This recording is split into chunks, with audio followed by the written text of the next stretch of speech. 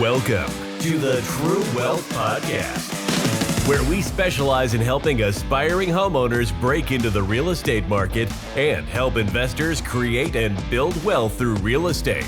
We will be sharing some of our best advice around real estate so you can purchase your first home or grow your real estate portfolio, increase profitability, reduce taxes, and achieve financial freedom. Your host, Sean Adiemi, is a certified financial planner, mortgage professional, and fellow investor. We want to help you get real so you can pursue your investing dreams with confidence. A real estate acquisition lifestyle is within your grasp. Financial freedom is possible when you have the right mindset, coaching, advice, and community. So, let's get real.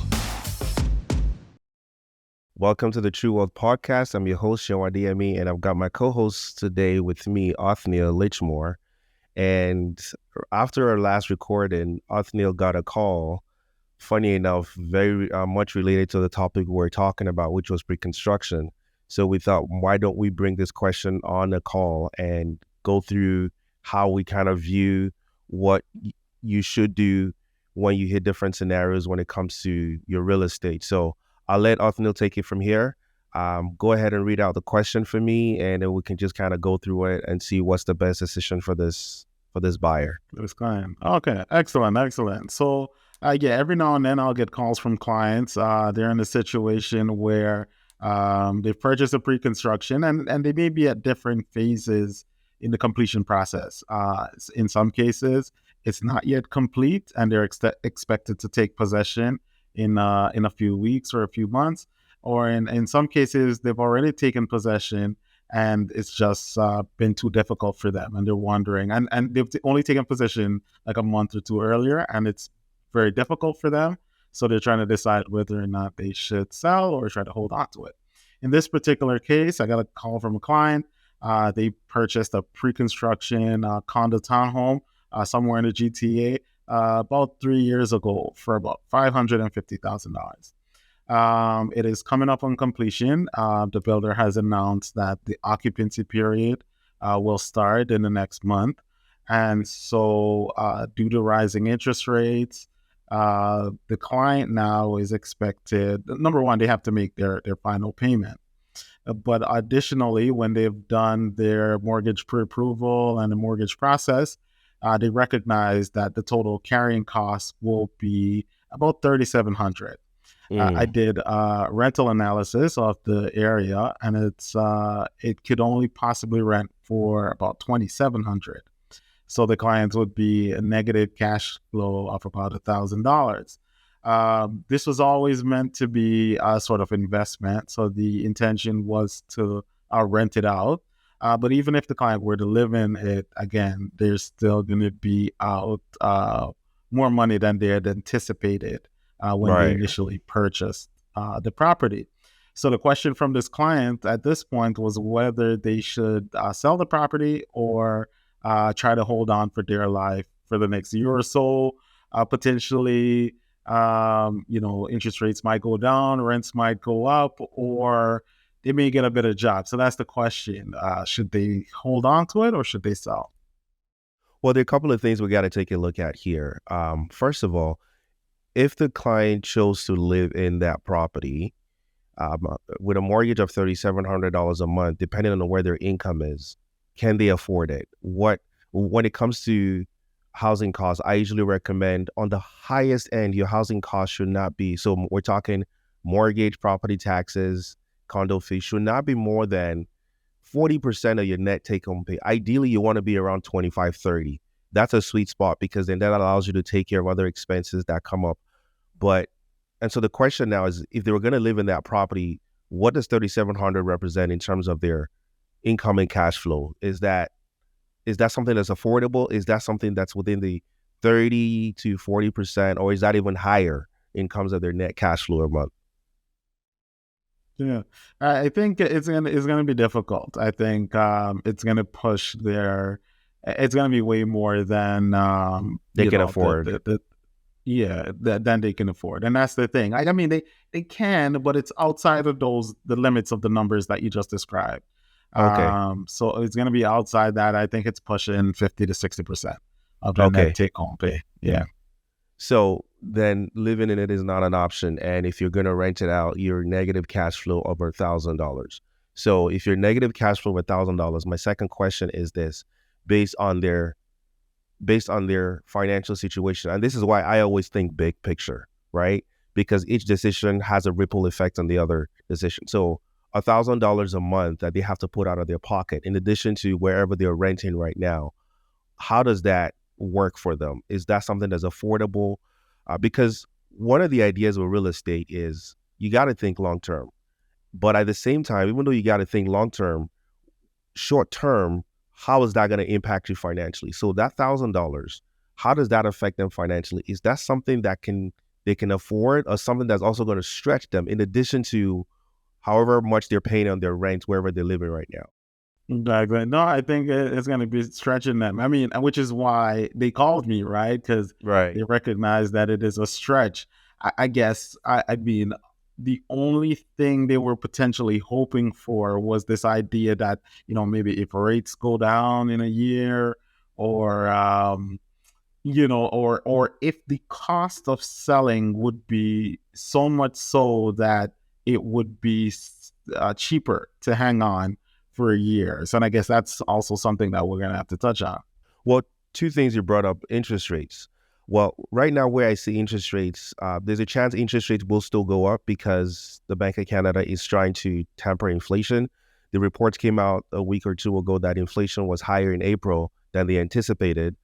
So we don't know where interest rates are going. But one of the things I always tell my clients is the days of low interest rates are gone, and they're not coming back anytime soon. We've been so spoiled the last 3 to 5 years of low interest rate that we've come to expect that's gone. That's gone. That's not coming back.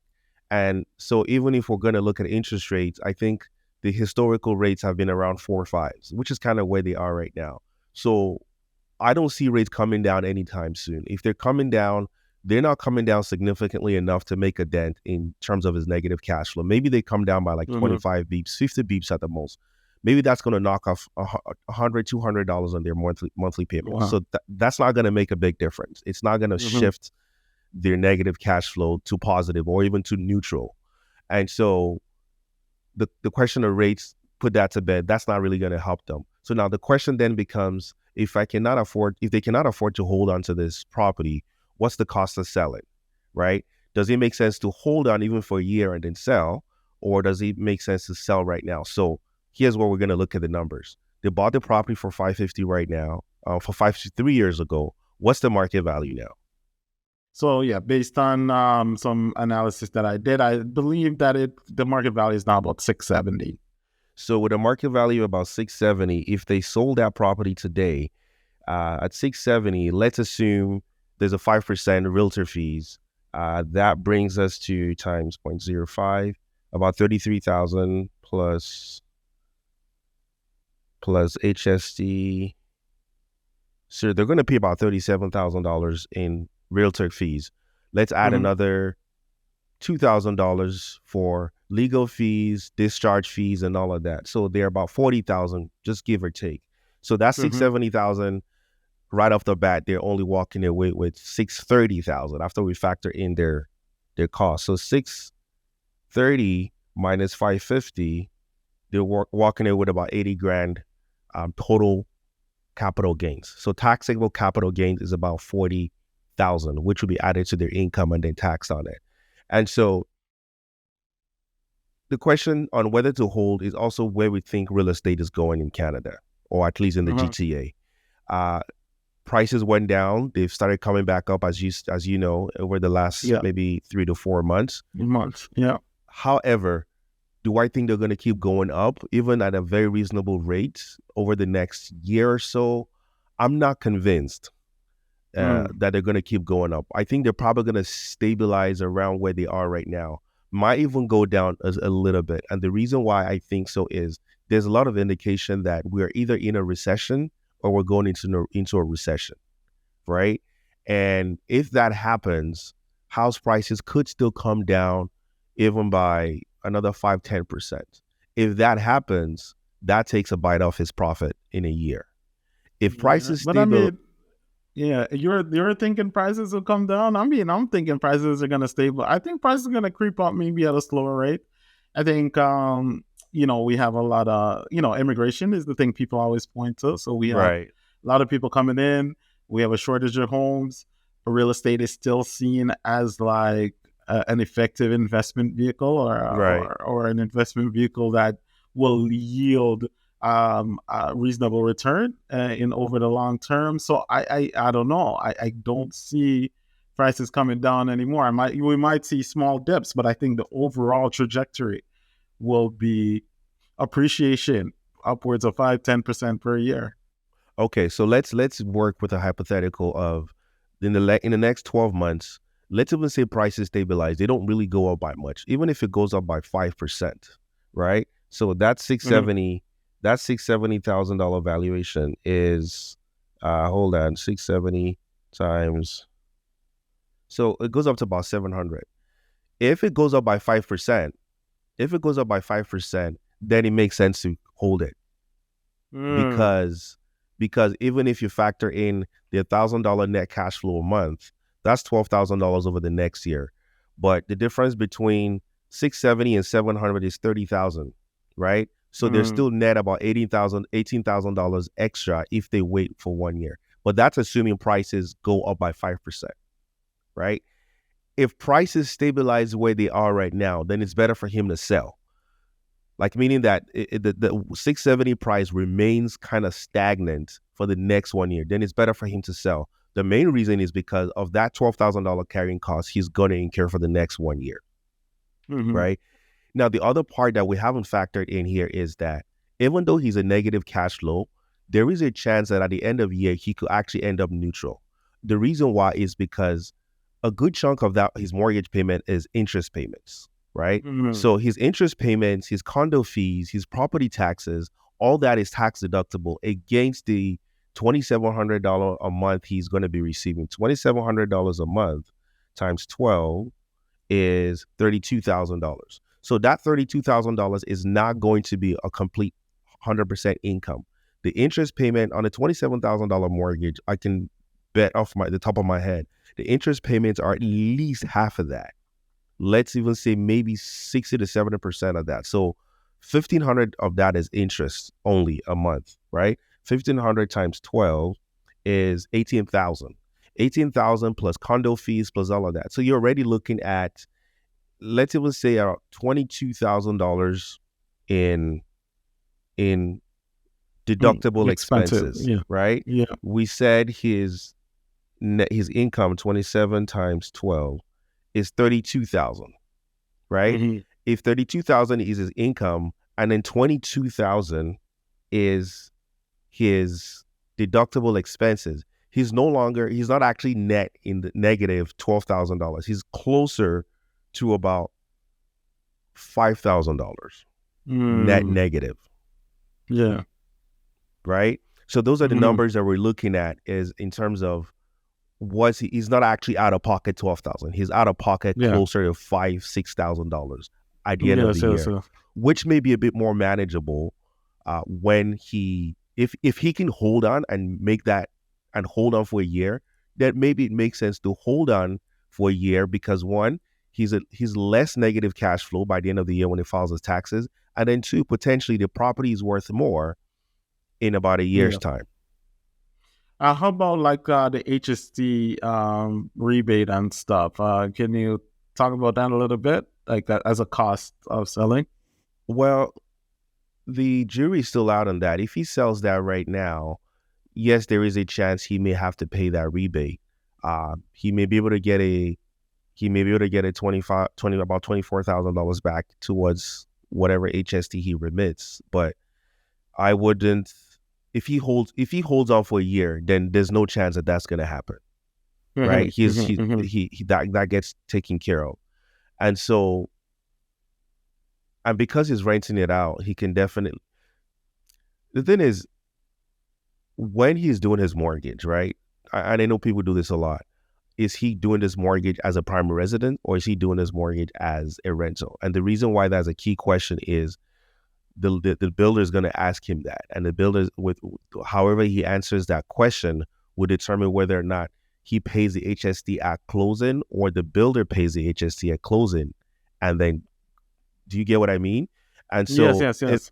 if it's closing his mortgage as a primary residence with potentially the intention to live in it, then he's not going to have to worry about that, paying that HST at closing. But if the mortgage is being closed as this is definitely going to be a rental, then he needs to factor that HST at closing that he's going to have to pay. Okay, right? as part of his closing costs. As part of his closing costs, right? So that's something to be mindful of. I think the key takeaway really is this. If he can afford to hold on to it for maybe a year, and he can eat the cost of $1,000 a month, he may be slightly better off in a year, right? However, if that $1,000 is really going to decimate him financially, he's not going to have any savings, he's going to go into major debt for it, then it might not be worth it. It might be better to just take his capital off the table and then look to reinvest somewhere else. Right? Because I mean, the good thing in this situation is that he'll still get his deposits back. Because buying up the condo at about $550, the deposits were a little bit over 20%. Yeah, so 120,000 and stuff. So he's able to. That's definitely he's getting that back because the condo did not drop in price since he bought it. So. He'll have that money, a little bit of profit, obviously, like you mentioned, capital gains tax, realtor fees, and so on, eats into the profits a bit. But he'll have, at least he'll get his deposit back a little bit more and maybe an opportunity to reinvest. So, and like you said, you got to weigh those options, whether or not the stress of the next year is worth potentially saving, yourself $30,000, $40,000. So, exactly. Something to think about there. Yeah. So I think it's a good case for anyone who's kind of debating what to do. I always say think long-term, but at the same time, your short-term decisions have to be balanced, that they don't impact you really negatively over the next couple of years. I always say factor in interest rates are not going down. So if that should really not be a deciding factor in whether or not to hold on to it. The days of the days of low interest rates are gone. They're not coming back anytime soon. For more questions, feel free to send us an email at podcast@truewealthadvisors.ca, or just reply to this video wherever you see it, whether that's on YouTube, Instagram, Facebook. Just put a comment in it. We will be keeping an eye on that to make sure that we answer your questions. I hope this has been helpful for all of you. Thank you very much for joining us, and we will see you on the next episode. Perfect. Thank you. Take care. This is all the time we have for today. Thanks for listening to the True Wealth Podcast. Don't forget to rate, share, and subscribe to the True Wealth Podcast on your favorite podcast platform. Follow us on Instagram, Twitter, or Facebook at True Wealth Pod. We'd love to hear from you. Share your thoughts, ideas, and questions with us on our social media platforms, or email us at podcast@truewealthadvisors.ca. And who knows, your question might be the subject of a future episode.